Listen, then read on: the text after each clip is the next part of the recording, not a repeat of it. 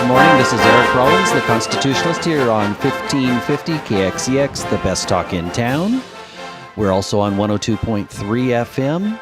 We're a growing station. You can also find this show on Truth Social, Rumble, Twitter, Facebook, and YouTube.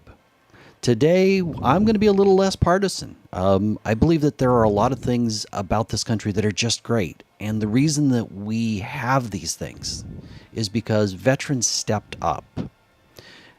They gave up their rights. And they protected this country. They protected a set of ideals.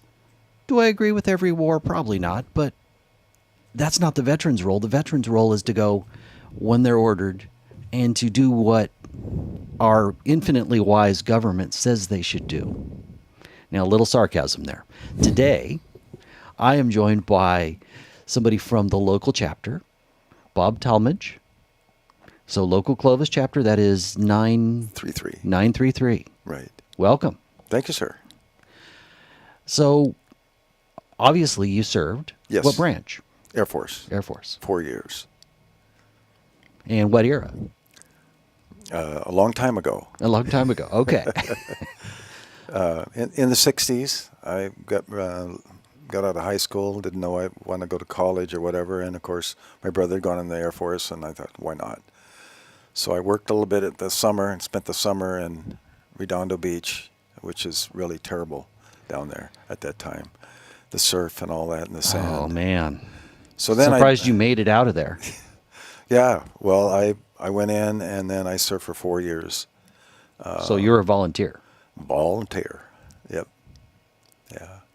And then I served at a local base at Castle when it was operating, and then from there went all over the world.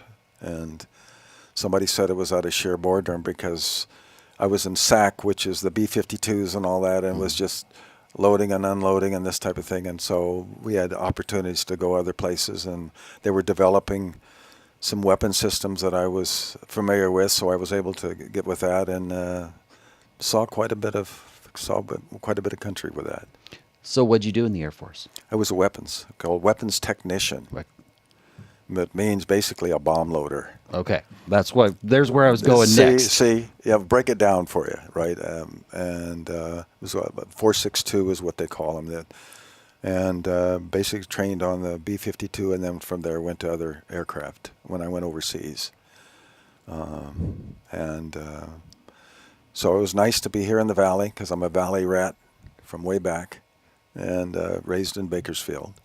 Not too different from here. Not too kind of the different. same culture. Somebody says, "Why would you go to the same place you were raised?" You know, it's like, but well, because you're close to some of the greatest things in the world, and you have a cheap cost of living. That's exactly right. And you have the best fruit in the world. Right.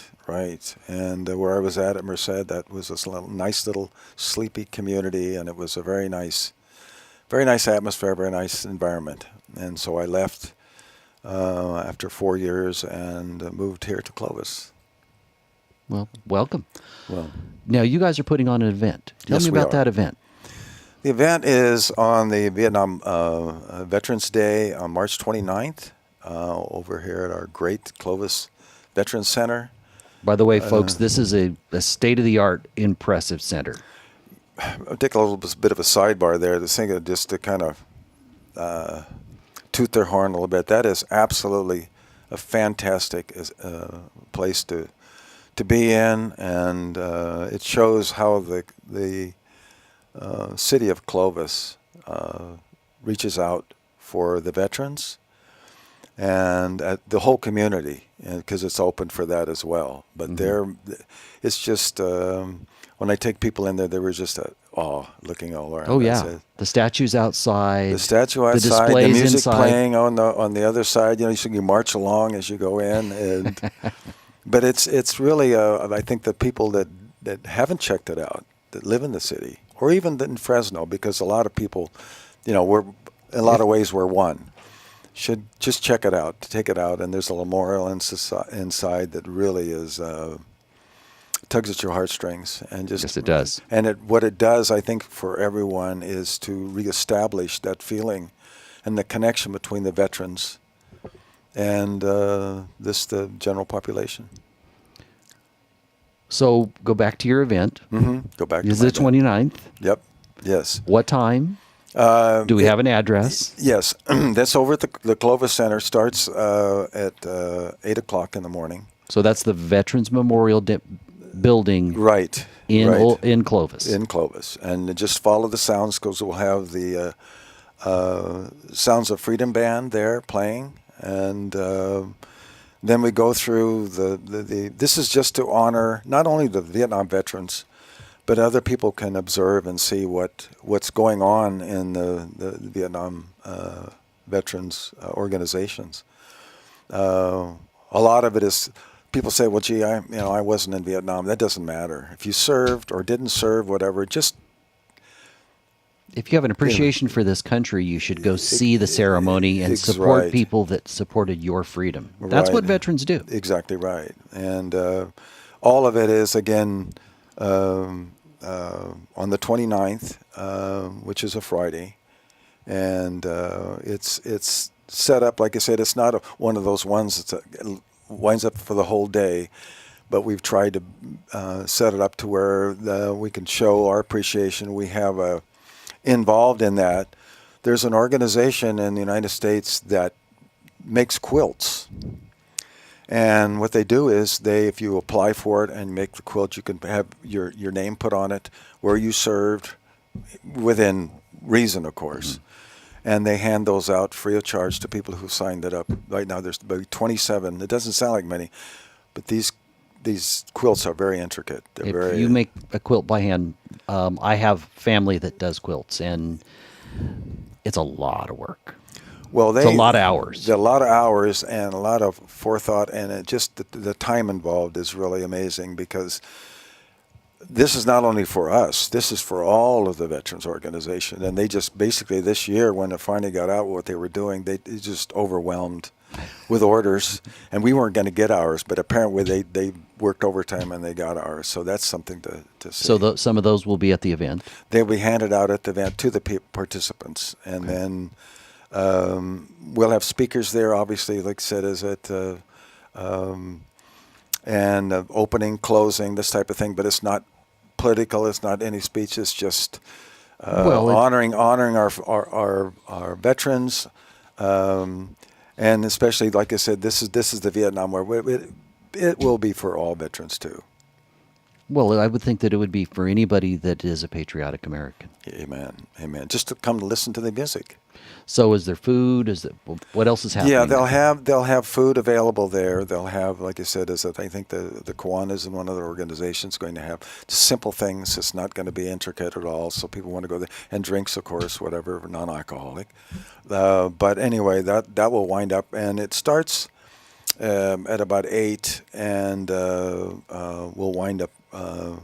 Should be about around 10:30, 11 o'clock. So it's fairly brief, and no long-winded speakers. We've got a special hook that's designed, that all the branches designed this so we can utilize the hook to get them off the stage if they go too long. Can we borrow that? I have an event coming up in October 19th there, Great American Freedom Revival, and we need that hook. We have some wonderful rental rates for that. So anyway, and that's pretty much what it'll do for that day.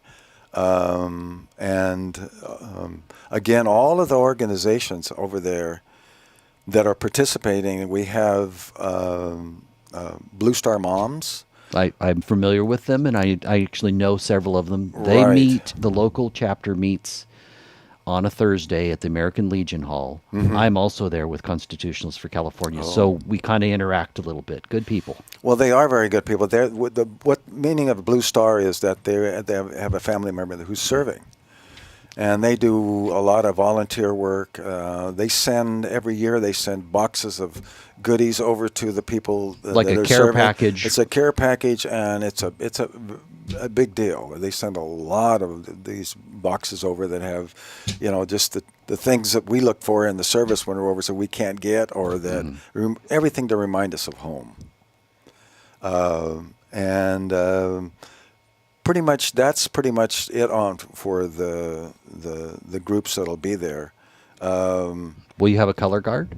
Yes, we will. We'll have a color guard. We have also Right now, the gentleman you met before, Brent, they're trying to get together with the Clovis High School and have the band sing the national anthem. I hope that happens. It is And then not clear if it will because they're on they're spring on break. Right.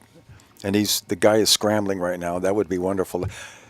Basically, what it would be when Brett told me about that, to get the younger generation in, the younger people in to see. Well, so many of them, they seem to think that this is a bad country, yet we're the most affluent. People are racing across our border without even getting into the legal, illegal. The world wants to come here. That should tell everybody something. Right, how bad we are, right? Yeah, how bad we are. Right. And most of those people seem to have a darker skin color than me. Well, actually, so I don't know that we're so racist. I think they see opportunity and freedom and they go, cool, I want part of that. Well, from what I understand, there was like 150 countries that I didn't know there was 150 countries. I mean, they drug them out from everywhere to come here. And unlike, what we would like to see, and they come across and come in the legal way, because that hurts the people that applied. Some of them have been in the system 10, 15 years, and they're still trying. It takes 10 years minimum.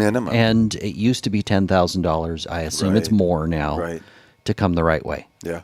Yeah. But what I know for a fact, I know tons of people that came the right way. They tend to actually be more patriotic than the average American because they did everything right. They earned it, basically. Right. When you earn something, you value it in a different way. It has value. And the basic, what I think the overall effect is, like I said, when you have people that really they're here for the benefits, not welfare, but I'm just talking about the benefits of just being here, of the freedoms that we have, that they don't have in their own countries. And I often thought that what a wonderful education of people who maybe think otherwise is to go over and spend some time like I have. I don't know if you have spent overseas. Not really, but Mexico a little bit. It was always great to come home. Absolutely always great to come home. You can define your own destiny. I think that's the big thing here. Through the idea of hard work, discipline, and using your gifts. Yes. You can define your own destiny. Now, not everybody can be president, but everybody can have a pretty good life if you do some basic things. Let's see, don't have kids until you're married, buy property, keep a job. Yeah, work hard. Those aren't real high bars. Those are do the right thing, and you can have a successful life. I think that the one thing that us that served overseas, that what it was for us when we left, of course, it was, it was all so different. This guy says, "Why do you see this or why do you see that?" And so you see the poverty and see their government, how their government or governments work, and you just have more of appreciation for what you have. And unfortunately, that's the way most of us are learning what not to do in life. All of us. Guilty. All of us have this thing, our parents say, if you do this and this will happen, and all like that. Like you talked about the migrants, but we're all basically what we're situated in is learning what not to do, and hopefully your kids will basically that the kids will learn and not go into a situation. Yeah, most people have to learn the hard way, but at least we have the opportunity to do it. That's exactly right. So somebody told me this was the worst form of government that they've ever seen in the world, but it's better than all the rest. That's a fair way to put that. That's right. It's not just the fact that economically, because of capitalism, we do better. Yeah. It's because of meritocracy. It's because the best idea with free speech can rise to the top. Yes. And I think that we're still in the infant stage in a lot of ways because we've only been here for, just a couple of 100 years. And look back at some of the places that went a lot longer. Yes, but nobody with a constitution like ours. None of it. None of them came close. So we were able to tap in on what worked and what didn't work by our founding fathers, they were absolutely brilliant in doing that. Well, I think that one of the key things is that we're a representative republic. Yes. So there's no mob rule like true democracy. Right. That you've got divided powers. Now, I'm not saying we're a perfect country. We're flawed. We got problems. Everybody else has problems. Everybody else also has blood on their hands because they've made real mistakes. But we, with divided government, with a system set up where to completely change our government, it would take 6 years. And that still wouldn't even include the judiciary. Right. But to change the president and both legislative branches, it's 6 years. Well, the brilliance of our founding fathers is make a system that doesn't quite work. I never heard of it that way. Because if you have governments that work, everything works right. In other words, everything is, as written and on and on. They pretty much fail because the flexibility of the government that we have here allows us for the give and take. You don't have that in places. It's just give or take, whichever. Whether you're in power or you're the peon. Right, exactly right. Yeah, and so that a lot of that is when all of us served, a lot of us hated it. We look back on it and we loved it. Why the change? We saw now that we were able to appreciate us like your parents. Remember how smart your dad got after you left? As you matured, not getting old, but as you matured, how your dad got smarter all the time. And man, he knew all that before I even tried it, And that's basically what we learned in the service, and the camaraderie and the people we met, still thinking about the people that we dealt with. And I think that's what really is bad for today, that the kids don't have that opportunity. Well, they don't have, hard times create strong men. Yes, right. Or strong women. Right. And we've had it pretty easy. That's right. Easy times. That's right. Create weak people. Yeah. And I'm afraid that something's going to happen because that is a cycle that seems to be throughout history. For the cross section of the nation, you had the guy from New York, marching right in back with the guy from Texas, and so you had all of that, and then it was just a wonderful blending of the colors and all of the things that we had, and just different styles of life that you learned about. And that, I think that it's hard to get that situation replicated today. Well, essentially they threw you together and disciplined you, and you became a brotherhood, is my understanding. I didn't serve, but I have an absolute respect. One of the people I look up to a whole lot is my now deceased grandfather, who was a Marine, and was very much a Marine to the end. And how he approached life, and how he was always disciplined. He was only an officer the last 2 years. Wow. We wanted better pay. Better pay. Better retirement pay. Yeah. Then he went on to be postmaster of a small town.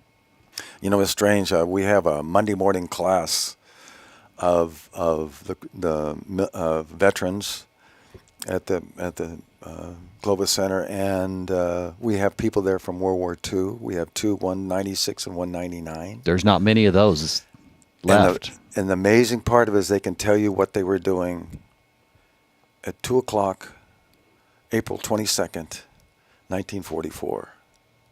And I can't remember where my car keys are. So that'll tell you what we get from that, and the knowledge that we obtained from listening to their stories and their life, not just military story, but their life in general, Well, life was very different.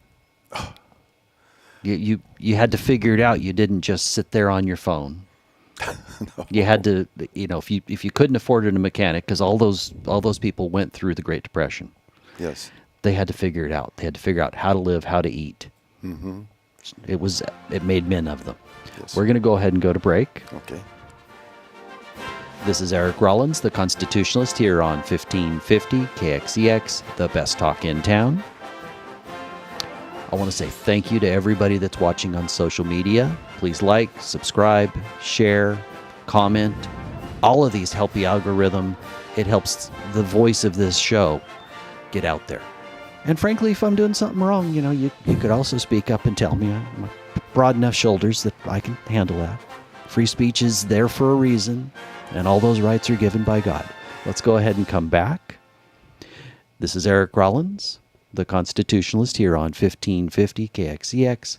Today I am joined by a representative for the local chapter of Vietnam Veterans for America, Bob Talmadge. Welcome, Bob. Thank you, sir.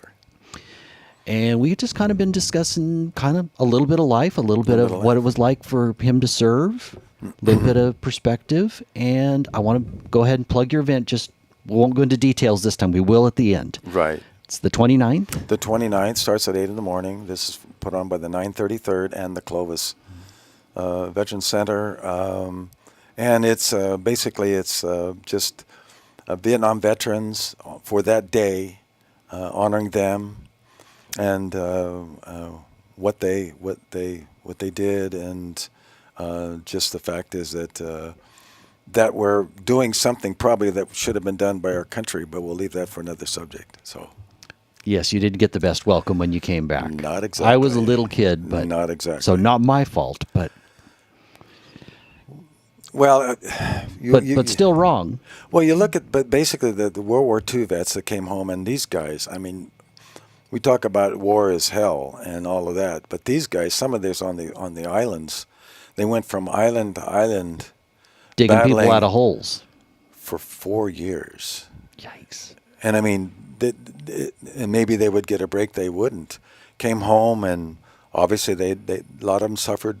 They had problems and whatnot that wasn't recognized at the time, but did a pretty damn good job, excuse my French, and basically for our country, and brought our country back, and what they all did for it. And then we went into the Korean War, and they pretty much did the same. They didn't have the big parades in the street when they got home. It was sort of what I call it, military action, or it was not considered no war was declared, but battle is battle. Right. And then they go on. So that on. doesn't change the soldier's perspective. It just no. changes what the politicians said about it. A bullet's a bullet, And then basically went on to the Vietnam War, and what that had, of course, it went on for a long, long time, and that kind of breaks the will of the country, I think, in a way. But again, all of the things that when we came home, it wasn't just, okay, you did that, go about your business. It was, there was somewhat of retribution when we arrived and got home. And the fact that people were hiding their uniforms, and the one airport, the bathroom was full of uniforms, that they didn't want to go outside and face the public outside. So, again, it was a difficult thing to accept. We still went about our business. Well, and I want to point out, you guys didn't have the same rights. No. You didn't have First Amendment rights No. that you protected for us here at home. That's right. Right. You didn't have the Second Amendment rights. You only got to carry a gun or touch one if your commanding officer said it was okay. Exactly right. Yep. Yes. We gave those up. You gave those up, yeah. And justice isn't the same. No. The whole justice system, there's a separate justice system. Yes, it is. And we talked about it briefly, that we said in the military, people used to joke that you're guilty until proven innocent. Because when the commander comes in and gives you whatever, Article 15 or whatever, then you basically got to prove that I didn't, rather than they got to do it. Because they're going to give you one, they think you did it anyway. Mm-hmm. But overall, like I said, and I look back on that time, and when I went in, I was 19 or 18.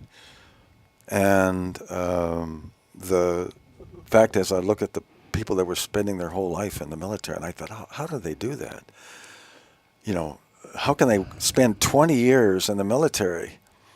And then I reached 38 and going, what was I thinking? Because the time went by so fast. But that always happens. That always happens. Time goes by fast, and if you found, let's face it, the military isn't the crazy world that the outside world is. Mm-hmm. Yes, you don't have the same rights, but it's not the crazy world. Mm-hmm. You've got a discipline and a set of expectations that pretty much are followed. Mm-hmm. And the outside world, it's the Wild West. Yeah, Right. So I can see where, if that was your fit, okay. Yeah. And thank you for serving. Yeah. I couldn't wait to get out and do nothing, and that's what I did for a while, just basically trying to get my feet back on the ground. And here in the valley, like they were sleepy little towns. It didn't seem that like it would happen that way, even the 60s. But I mean, the changes between now and then. In Fresno, it was hard to get a job, and a decent job. It was basically agriculture. Even back then, it was agriculture based, not too much manufacturing. So I picked up stakes and moved to Alaska for 20 years. Now that's a big change. That's a big change. And then came back here to thaw out, basically. So Give you an appreciation for those warm summers? More so than anything else. Somebody said, well, it's hot. And I'm thinking to myself, being outside when it was 40 below zero, and thinking, again, I repeat, what was I thinking? So. Well, the military, and you can correct me if I'm wrong, I think it teaches people not just discipline, but the idea that there's no challenge. Maybe you can't handle it alone, but with a group of the right people, there's no challenge that you can't face and overcome. Exactly right. The units that you were working with, you're basically, if you're in battle, you're fighting for the guy to the right on the left. And God and country is very important, but they're really important too. And they're going to, you're there for the buddy system. But when you go in the service, that's basically what they do. They make you think not as an individual, but as a unit, because that's the only way you're successful. Mm-hmm. And in a way, in real life, that it's kind of true as well. No matter what job. You have to find a community. It's not disciplined in the same way, but you have to find a community. Exactly right. And with your job too, like I said, everybody is not freelance. Mm-hmm. And what you learn in the military, you apply for the jobs. Basically, again, you can slough and you can do not anything at all in there and survive. You can survive. Yeah, I imagine you're going to get a bit of grief if you do just the minimum all the time, though. Yeah. Because isn't the military one of the places where meritocracy reigns? I get there's some politics in there, but largely, the most capable, I would hope, get promoted. I don't know that always works, though. Well, it's like everything in life. It's not, always, you can put numbers to it, or you can put, years or time or whatever to it, and some things just happen. But again, like I said, if you set out like in your real world, and that sets you up for it. If you set goals down and say what you want to do, and basically you have the time and the opportunity to do it. And that's one of the things that what I think that's lacking today. Of course, I'm mature. I'm not old. Always the old guys screaming, throwing rocks at trespassers. I'm not doing that. But it's like what we have today is just having meaning, either through your spiritual or just your life in general, having meaning. And I think that's lost a little bit today. Well, we're always only one generation away from losing our freedoms. Now that gets the Ronald Reagan quote largely right, but I didn't get it exactly right. Yeah. And I believe that's really true. So I see it, the older I become, the more I think I have a responsibility to try to teach some of these principles. Exactly. Right. And I don't see them being taught in school.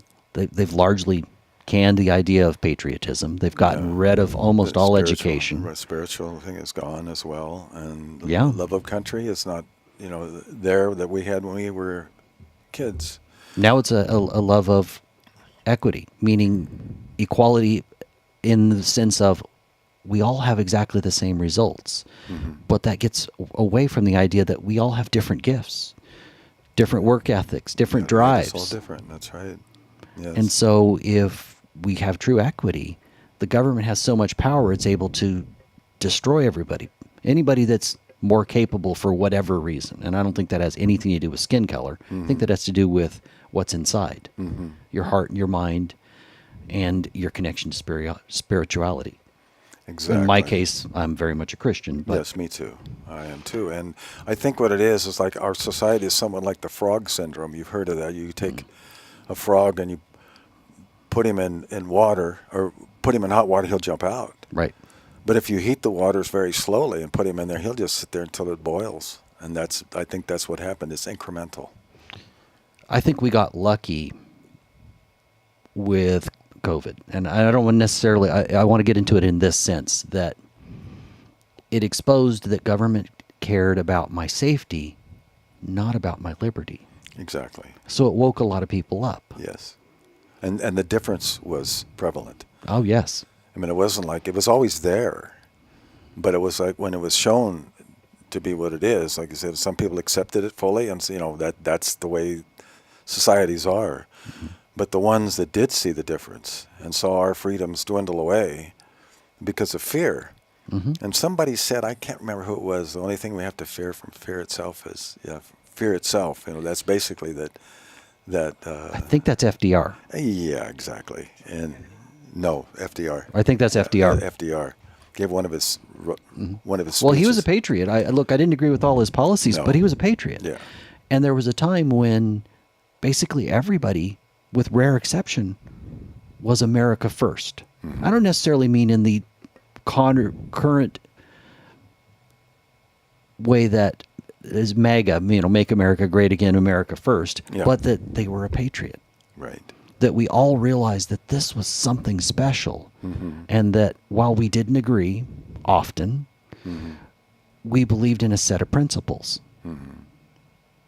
First being, let's see, our rights came from God. That was pretty well agreed upon.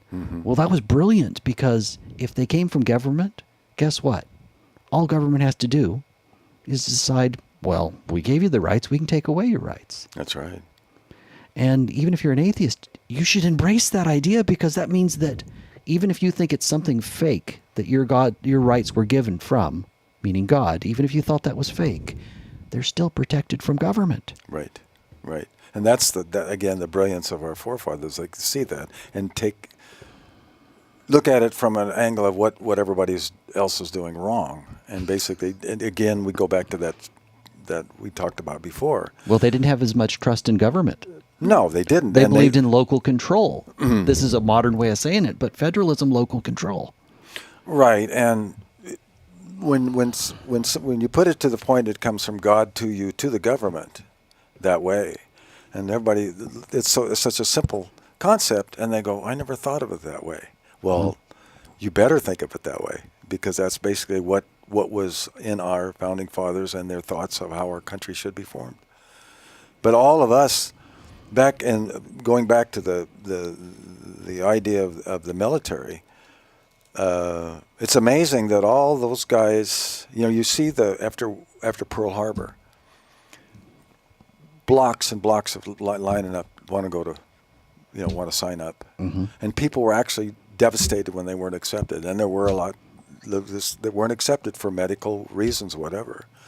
And then they would try something else and try something else. They might try a different branch. There was a lot of cases that have been proven about they lied about their age by 2 and 3 and 4 years. Oh, yes. A 15-year-old, 14-year-old. Can you imagine going in as a 14-year-old? But that happened. And yet today, when you look at today, and that only 1% serve, I mean, looking at the percentages, that's pretty scary. That's a pretty thin margin. It's a pretty thin margin, but and you always say, well, there wouldn't be enough to whatever, but there always seems to be, Yes, because it's worked with a volunteer service. Right. But if it's a volunteer service, you largely got the best and brightest. So they were hopefully more effective at the job. We didn't need quite as many people, but 1% is still scary when you look at a place like China where it's mandatory to serve. That's right. Well, even Sweden has mandatory to serve. I mean, I always thought that would be nice if they devised where everybody could serve, and basically that learn some of the things that I learned in a group setting. So you want the focus and the discipline. Yes, and also the purpose. I think that's so much important in our lives, is having purpose.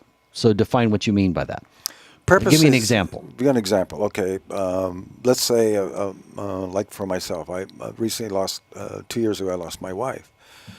And I could have lost myself in just all the bad things that brings forth.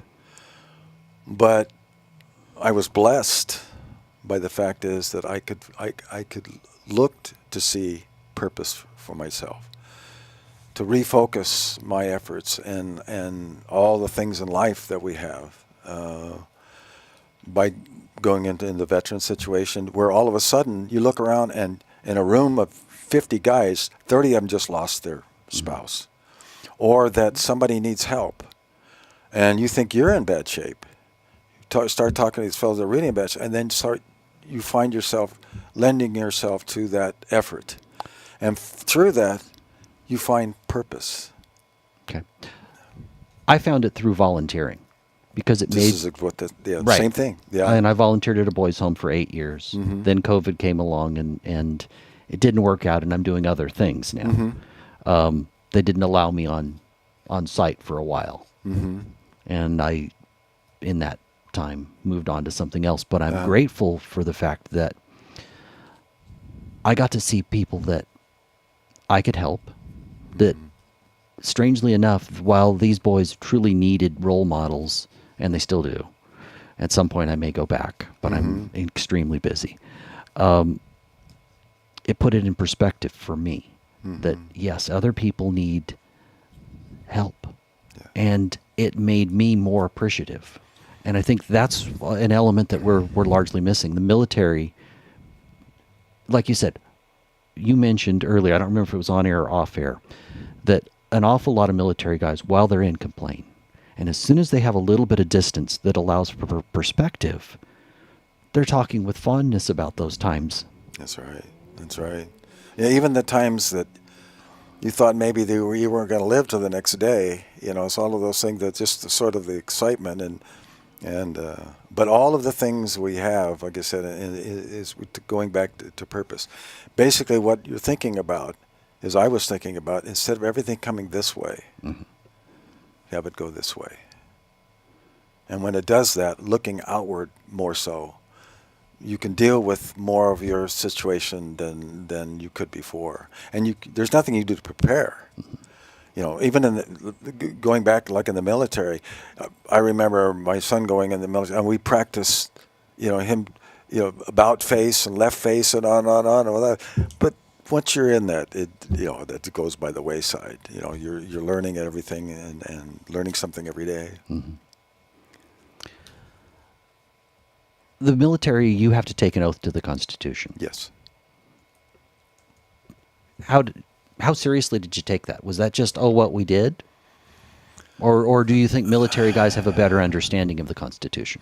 I think that the one thing that I look back on and I say I understood the weight that was on my shoulders when I raised my right hand. I'd be probably speaking with forked tongue, because basically it was just you're going through a process. You're in the process. You're going from one room to the next, getting shots, getting inspected, going all this thing, and you are so swept up in just the what you're going through at the time. You really don't have a process to think about it. Later on, you do.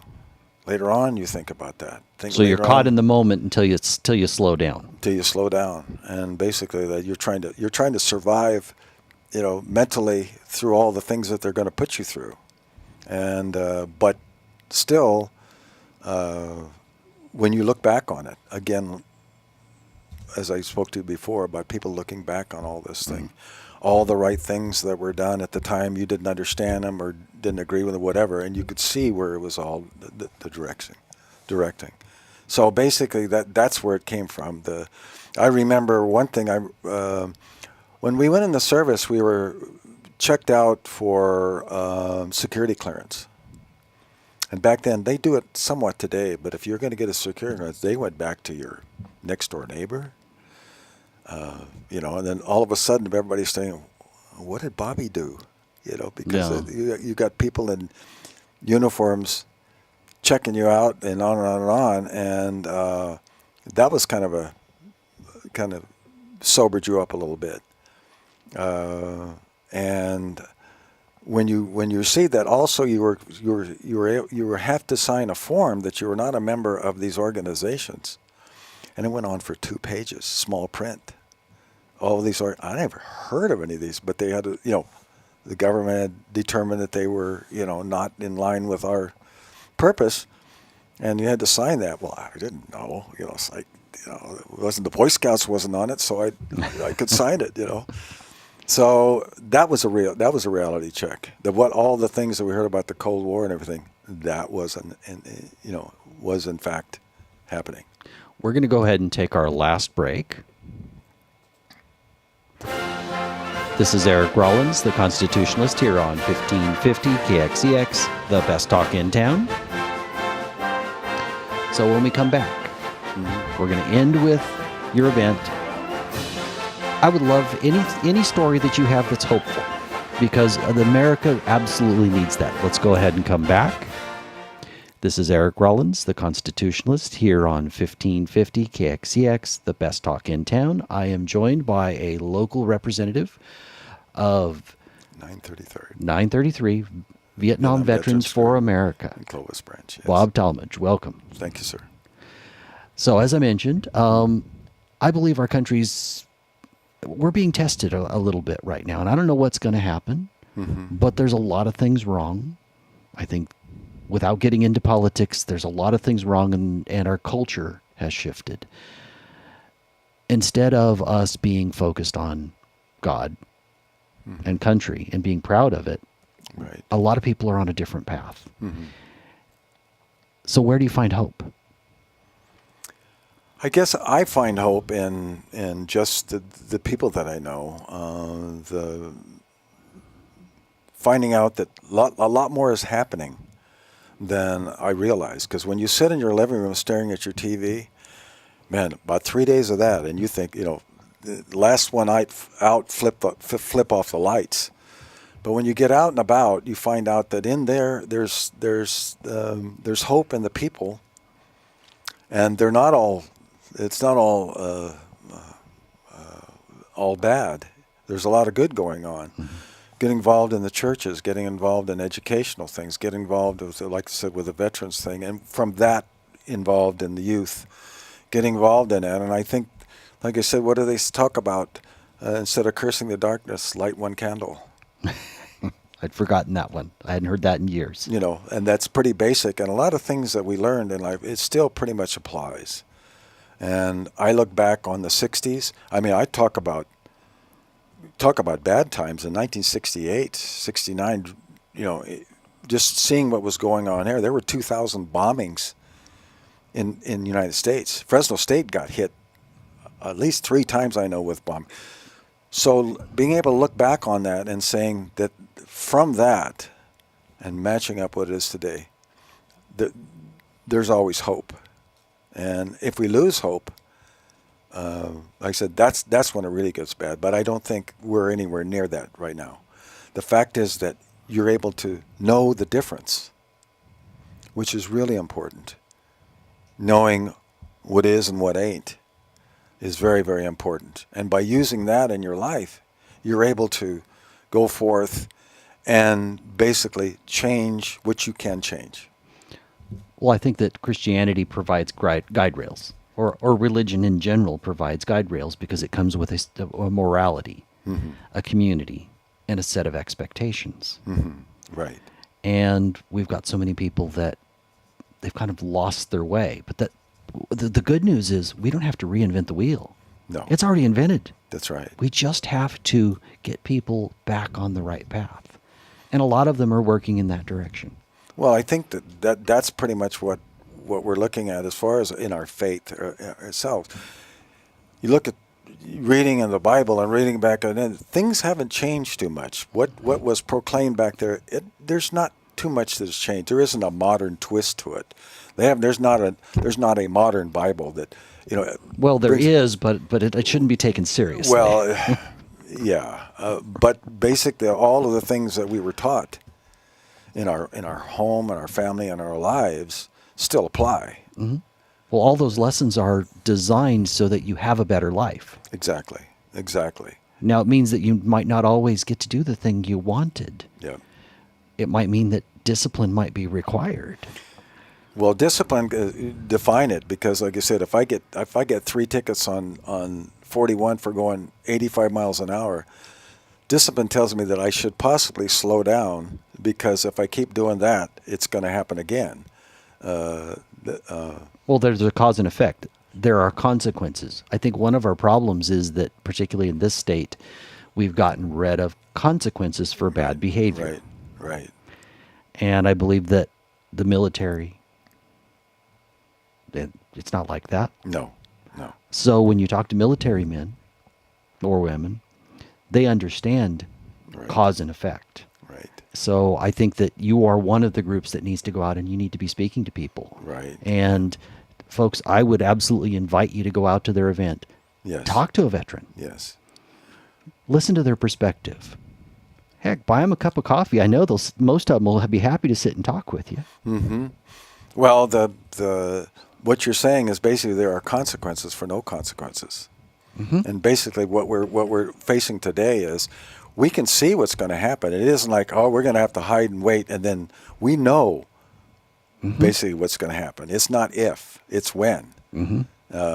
But you were talking about one story that I have to tell about our Vietnam Veterans Day. Last year we gave out certificates for people who had served and a lapel button and whatnot. And this gentleman came in with his wife, and he could just barely walk. He was just dragging himself along, and you could see it was, he was in dire straits. And he sat in front of us, and his wife was kind of interpreting what we were doing. And they gave up. They would go up, and you would get your award, not award, but certificate. Kind of recognition of your service. And one of our gentlemen came over, and he kneeled by that couple.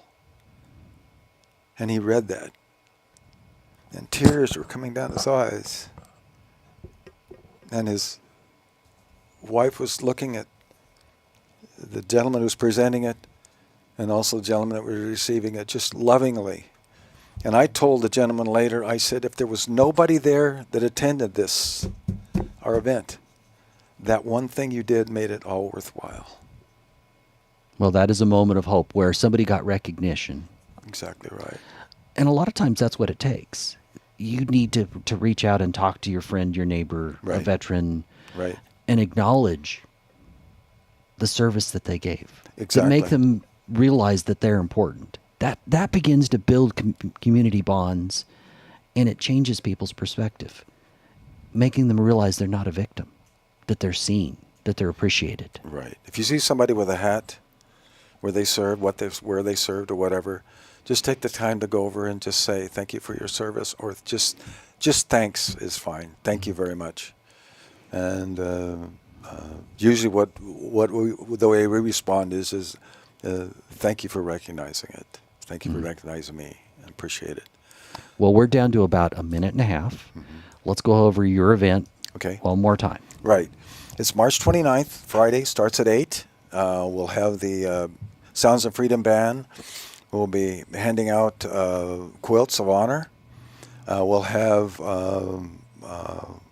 the invocation by Terry Romerson. He was with the Veterans Hospital here, wonderful man. And posting the colors, and of course all the other things. We have a keynote speaker. And one thing that I would advise everybody coming for this one event is that we're playing echo taps. And I don't know if you've ever heard that. It is pretty cool. Just to be able to sit through that and listen to that and just get the feeling of the building, of the people and everything else, and how that, and that was, to me, that was one of the things that just ran chills up in my spine with that.